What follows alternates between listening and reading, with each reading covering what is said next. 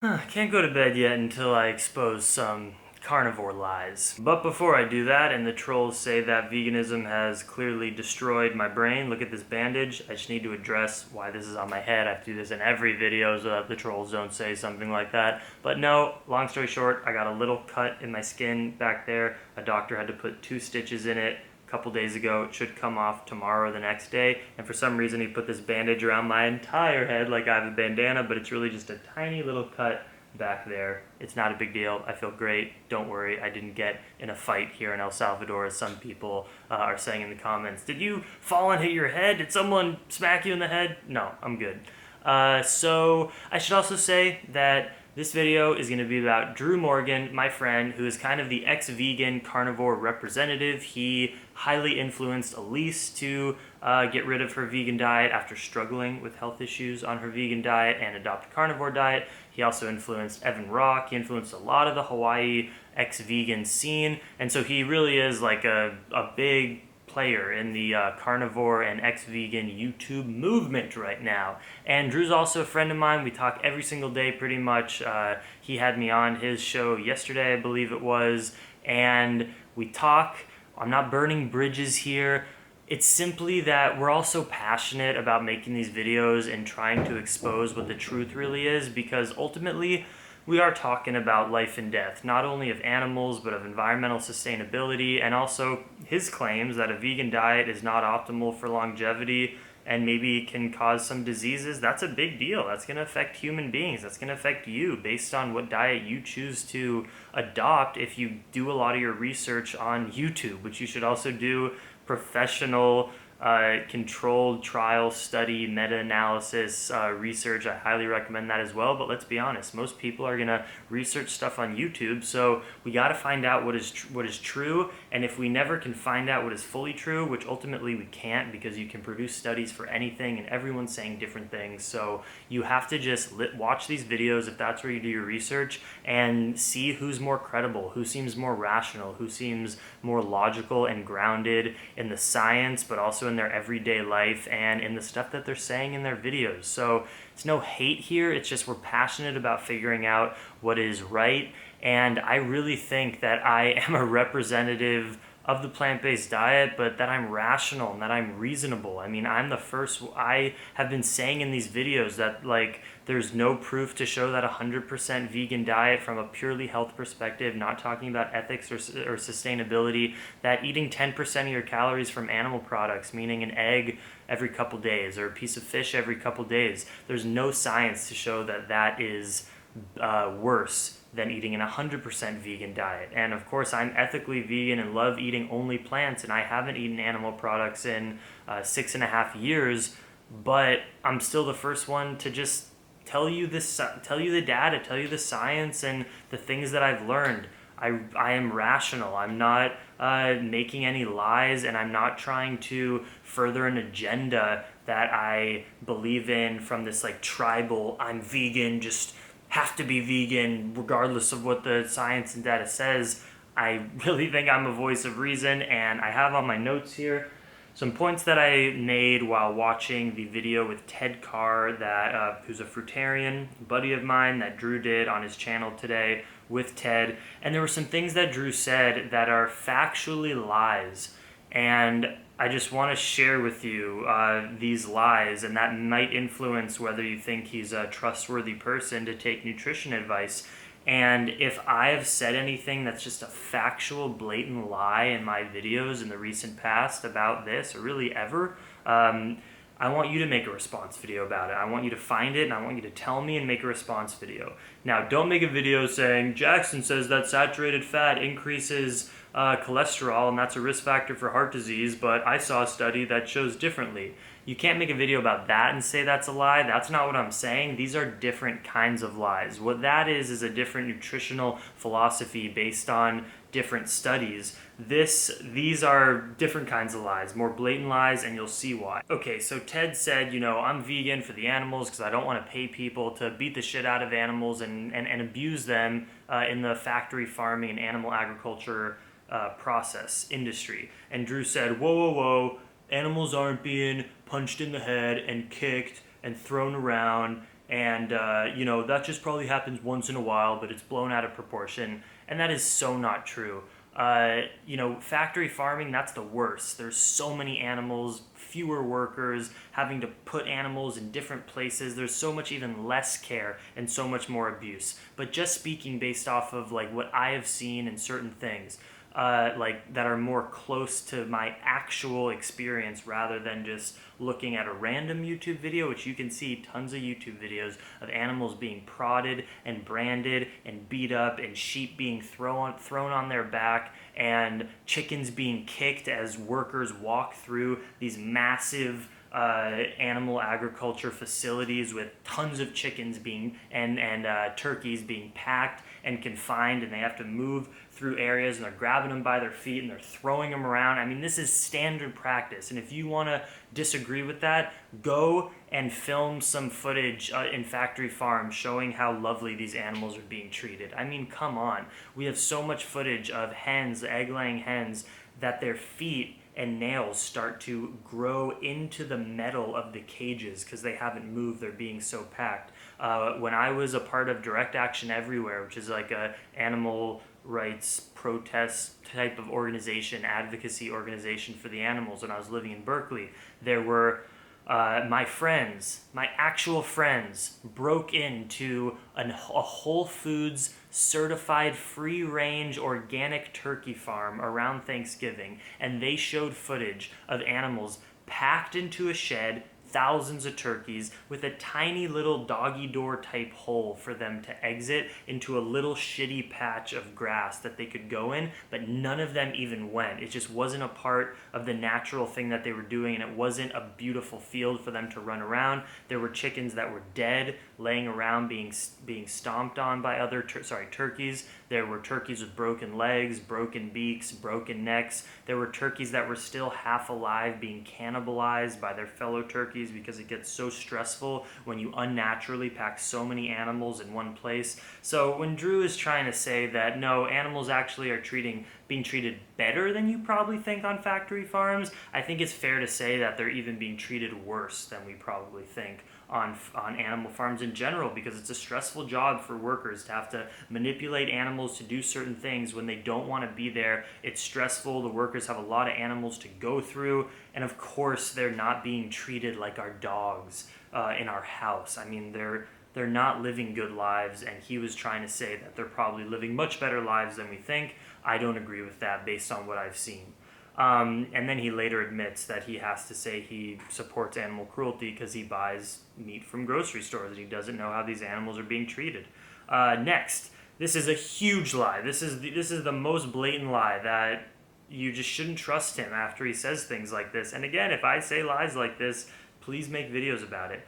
He said that if you're a fruitarian, which I am not anymore, but I happen to have experience being a fruitarian for 9 months, fully raw vegan, high fruit, low fat, low protein. He says that fruitarians can only achieve one spectrum of athletic goals, which is to be like a runner skinny body.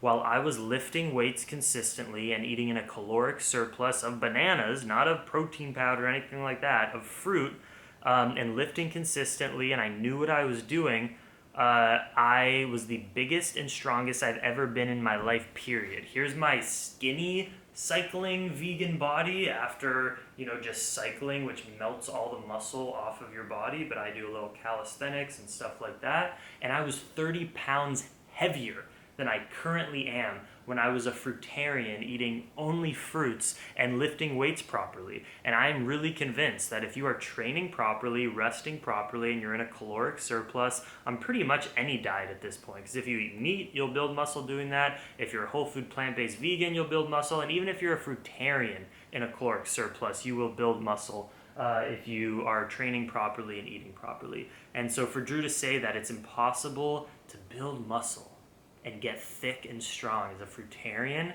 is such a lie, because I did it, and you shouldn't trust people who make lies like that.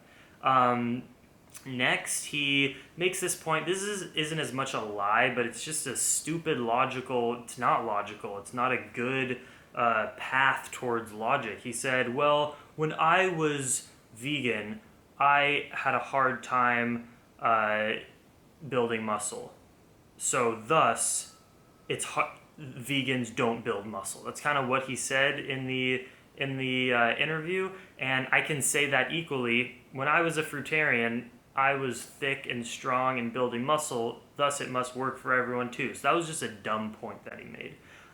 He can't take, Drew is taking all of his anecdotal one-person experience and disregarding all of the science that's been like being advocated for the general public, which by the way, I keep saying in these videos, American Heart Association, Cleveland Clinic, one of the primary cardiac clinics in the United States, maybe what else? The American Dietetics Association and the Harvard School of Public Health, they all not only say that a predominantly plant-based diet with a reduction in animal products is viable, they say it's the best diet we know for longevity and to decrease risk of chronic disease. Look it up. And instead of all that science, Drew is saying because he had certain experiences of not liking the vegan diet, not having good digestion, and not being able to make as many muscle gains, even though there are so many professional vegan bodybuilders out there who have been vegan long term, because it didn't work for him. He wants to advocate on YouTube that it doesn't work for anyone and paint that with a broad brush,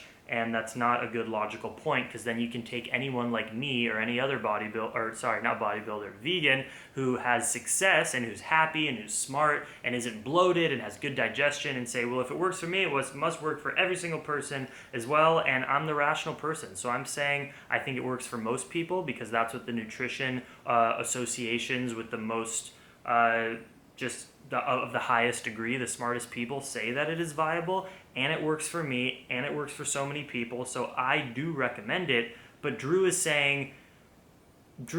agrees that none of these associations are advocating for a carnivore diet for longevity, but just because it works for him, he's going to advocate for that and say that we are all wrong. Not a good path of logic there.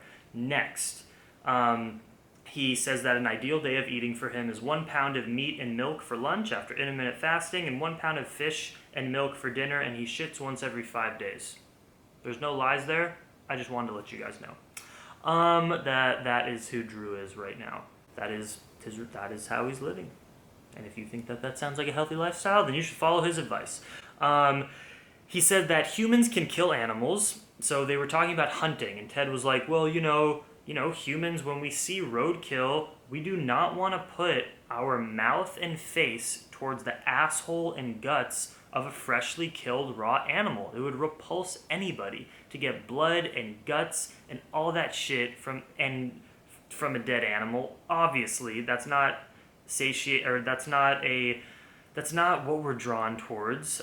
We have taste bud receptors for carbohydrates. We have much more color vision than true carnivores because we're meant to see raspberries and bananas and things like that. But even that aside, sure, humans can persistence hunt, and we can stalk an animal for a long time until it gets tired and then kill it. That is possible. And sure, if we saw a rabbit, you could probably put it into a corner and rip its head off and eat it, although it would be really hard. Our teeth are not very good at tearing into fresh flesh with fur and skin. It's very hard to do for humans, but giving them the benefit of the doubt, he said humans can persistence hunt, thus it's a good idea. That is such a bad point as well, because there's a lot of things that we can do and have done in the past, and it doesn't mean that that is the best for longevity and what the science says is best. I mean, it makes sense that humans have eaten animals, especially as we, through ice ages and through being able to cross over frozen bodies of water and go into parts of the world out of the tropics, where we evolved, by the way, in the tropics with our primate brothers and sisters, orangutans and chimpanzees and that kind of stuff, who are fruit eaters, by the way, frugivores, and we do mimic frugivores in a lot of ways. Just look it up on Google, different anatomical biomarkers of our intestine size and our teeth and our jaw. Although Drew will say that our stomach acid is different than some of those animals, but there's also a lot of things that are similar with us in frugivores, and Drew would agree that fruit is a natural thing for humans to eat. And he thinks animals are as well. But of course, we have been forced to eat animals in human evolution as we went all over the world into cold climates where we're no longer eating in places where we could eat our natural diet of fruits and greens and things, plants essentially. And so just because we are able to kill an animal, although we're pretty much the worst animal that can kill other animals compared to other omnivorous or carnivore animals like cats and dogs, lions, tigers, snakes, have so many more good biological traits in order to hunt animals than we do. But benefit of the doubt, persistence hunting, just because we have done that and we can do it doesn't mean that we should follow how our Paleolithic ancestors lived versus the science we have today. Why would we mimic a diet of people who were so primitive and doing things out of survival and didn't even live long? And we still have, through evidence through fossils and things like that, or mummified remains of people who lived a long time ago and were trapped in certain areas where we can see their bodies from how the geology worked, that Paleolithic people even had atherosclerosis and markers of heart disease. I'm not 100% sure Paleolithic people, but people in the way past who were eating the most natural, wild animals before agriculture still had heart disease in communities that were eating animals out of survival. So it's just not a good point to make that just because we can kill animals, it means it's the best thing to do now, opposed to the science that we have. Next, I have... Oh yeah, he goes, do you know how hard it is to grow organic fruit, dude? It's impossible, Ted. Ted's saying fruit's the easiest thing, man. The trees grow, you don't have to plant them every year, you just harvest the fruit. And Drew's like, no, it's impossible to have an organic farm and to grow fruit. He's like, I went on Evan's farm. We had to cut down tall grass all the time. Okay, bro, I'm talking from just personal experience. No studies here, because as you've said, you don't like studies. You don't like science. Okay. I lived on this trip a few months ago, maybe 6-7 months ago. Go look at my YouTube videos when I was in southern Baja, California, in Cabo, not in Cabo, the city, outside of Cabo, living on a 100% organic fruit farm that one 62-year-old Canadian woman ran by herself. She had about 30 mango trees, a few banana trees, passion fruit vines, papaya trees, and I stumbled upon it, and I lived there for 5 weeks, and her and I ran her organic permaculture fruit farm.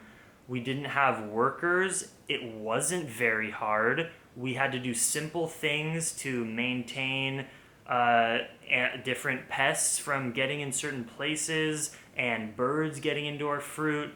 We had to mow down certain areas when there were growth, with our hands. We didn't have any big machinery, and I was eating all of the fruits completely locally off of our property every day. Go watch my videos. Go look at my Instagram posts. Before that, I lived on an organic farm for 2.5 months, a few months before that, in northern Baja, where we were growing organic corn, tomatoes, all kinds of stuff. I've lived on organic, vegan-friendly farms, and it is not the most impossible thing, and we didn't even have a working staff. So again, that's a lie. It's not extremely difficult or impossible to have an organic fruit farm and live off of it. That is a lie, and Drew said that he was correct. It's not true.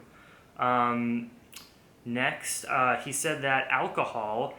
okay, so the human body, its first fuel is carbohydrates. That's just a fact. It's the most easiest burning fuel, which Drew agrees with, and then you have fat it runs off of, and then the last thing it would turn into energy is protein. But even before your body utilizing carbohydrates, Drew said alcohol actually will get digested and as used in the body as energy before carbohydrates if you drink alcohol. And Drew's saying, should we be drinking alcohol? No, thus we shouldn't use the argument that carbohydrates are our primary fuel as a reason to eat carbohydrates. But Drew, alcohol and fermenting alcohol is not something that animals in the wild would have in abundance. When we're talking about what we evolved to eat, we're talking about what is just most kind of primal and natural. The fact that we evolved to have carbohydrates to be our primary first fuel source for energy, that's because carbohydrates exist in nature.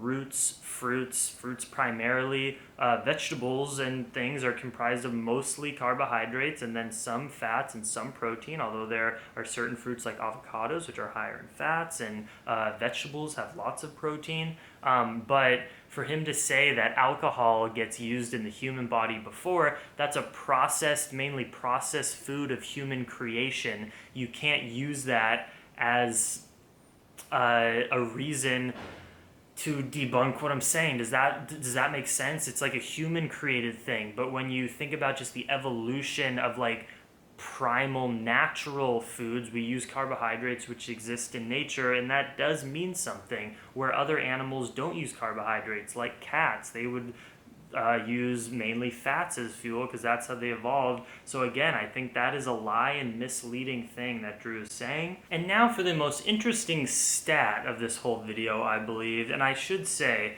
that when they talked about sustainability in the way end of the conversation, and Ted said, well, dude, you can't feed the human population, especially if they wanted to eat your diet off of grass-fed animals. We don't have enough land for that, man, which is completely accurate, by the way. I'll show you. And I got my degree in environmental policy and science, and we talked about agriculture a lot in my education and what type of agriculture is more sustainable to feed the world. And essentially, agriculture equals bad. Whether it's plants, whether it's animals, you're creating an unnatural environment. We want more wild forest land, wild animals. We want to reduce the amount of agriculture, period. And so Drew said, although he admitted that he doesn't fully know and he hasn't looked into this enough, so I don't want to say he's lying because he admitted that he's not informed yet, but let me tell you, he said maybe you can feed the world on grass-fed meat. Let me explain what is more sustainable. It takes about 1 to 1.5 acres of land to finish a grass-fed cow. So a lot of grass-fed animals are actually raised on grain and then they're finished the last few months of their life on grass. So if you actually have a cow that lives its entire life on grass, you would need even more land because it needs to grow up and it is eating a lot. But if you finish a cow the last few months of its life on grass and you consider it a grass-fed animal, you need about 1 to 1.5 acres per year of land for that animal, if that makes sense. That's like the average that comes out. Whereas on 1 acre of land, so equal to 1 cow, which by the way, there's about 1 million calories in a cow. It's an interesting stat. But so when you kill a cow, you get 1 million calories to feed your family or whatever. Put it in the freezer. Now, in order, if you have 1 acre of land, you can produce, and this is probably more than once per year because you can harvest it and go again.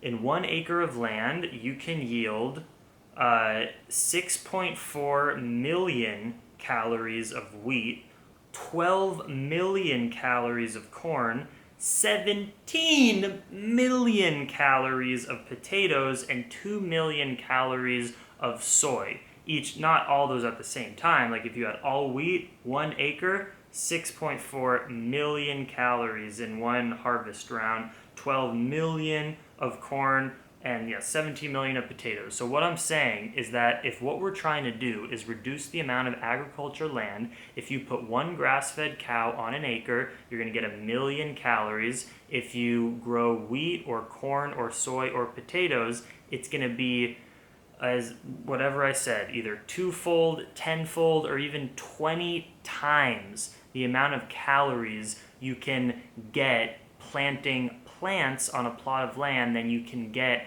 out of an animal being raised on that land. And you can do that. It's a simple Google search, and if you put that together, that means cows, you get a less amount of calories per acre when you are raising animals on that land, which means if everyone is going to eat that kind of food, you would need a lot more land, more agriculture land for cows to live on, meaning no local animals and no local plants, because that's for the cow to be grazing. So essentially, it's very simple math and science and research that it is much more sustainable from an environmental sustainability standpoint, and to reduce the amount of agriculture and increase the amount of forest land to grow plants on land. You can feed a lot more people instead of eating grass-fed beef, and that's just the most simple basic concept that shouldn't be controversial. But we live in a world now, as I've showed you, where lies are being spewed out on the internet